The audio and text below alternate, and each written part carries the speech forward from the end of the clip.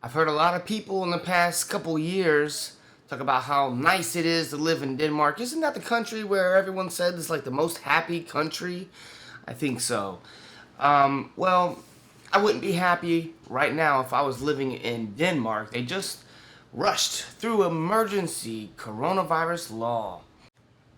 But before I get into this terrible news, I want to point out that this is what happens when you let your government control your healthcare system. Now, I'll be honest, I haven't been over there. I'm not familiar with their healthcare system, and you can feel free to correct me if I'm wrong, but they do have socialized medicine over there. That's what a lot of people have been telling me. Hey, Denmark's got it, and it's working great. But when you let the government have control over your healthcare system, they're going to use that power against you. They're going to use that power because, hey, they're in control of your health. What do they think should be done? Well, hey, we need the power to vaccinate you at will and do whatever else we want because we think that's what is best. And again, that's what made the US supposedly great, is limited government. Not a big powerful government that takes care of you. Instead, you have the freedom, but with great freedom comes a lot of responsibility, self-responsibility, self-ownership. Now, let's get into this post. The far-reaching new law will remain in force until March 21st, when it will expire under a sunset clause. So that's 1 year, guys. That means this law will be effective for 1 year, and that means it may be renewed a year from now, but it's at least on the books for a year. And here's a quote from the health minister. I was touched when I saw the whole parliament standing up and voting for this. Yeah, I would be moved as well, just in a different direction there, Magnus. And then here we get another quote from a law professor. He says, measures were unlike anything passed in this last 75 years. Quote, it is certainly the most extreme since the Second World War, he told the newspaper. There have been some powerful encroachments in various terror packages, but this goes further. This is like the war on terror, guys. I mean, it's just never going to end. Again, check out my last post on we're never going to go back to normal, the new normal, basically. And after I originally made the post, I found this, and then I found another, like 5 posts saying the same thing.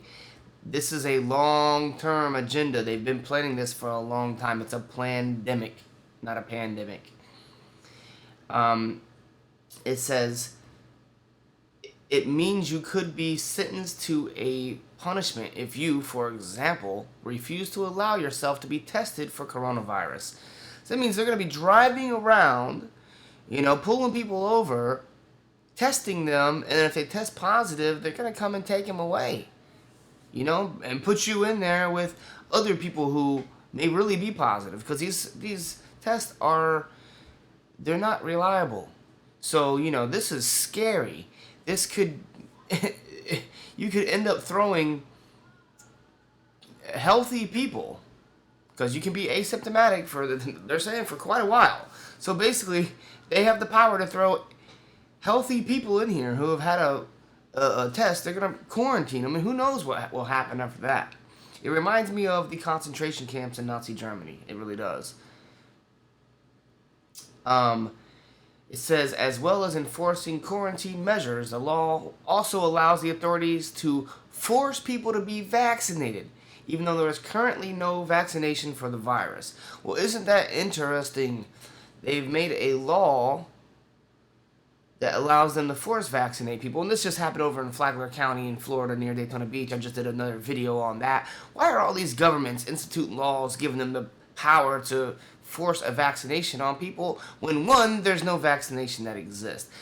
This is an indication. This is part of the plan. They're just laying the groundwork.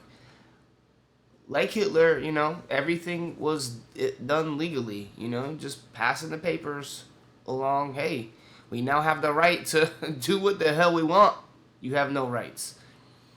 I mean, this is pretty shocking. That's pretty much all that I wanted to show you on this one. Please give me a like. Subscribe for more videos. I'll have a end card at the end screen that will have a coronavirus playlist. I'm building stuff every day, doing a couple videos. And if there is something that you want to be covered, particularly like a question you have or a topic that I haven't covered yet regarding the coronavirus, leave me a comment below.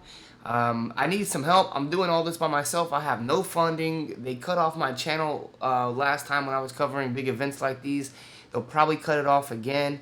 So join my newsletter on my website, theawarenessrevolution.com. But if you add a / and then put newsletter, that'll take you straight to where you can sign up. That way we can keep in communication until this thing blows over, if it blows over. But we do need to stick together. We do need to start having discussions, and particularly offline or off social media as much as possible, because they are censoring us. I just got a notification today, threatening to shut me down because a post was reported. All I'm doing is commenting on, for the most part, the articles that are being written.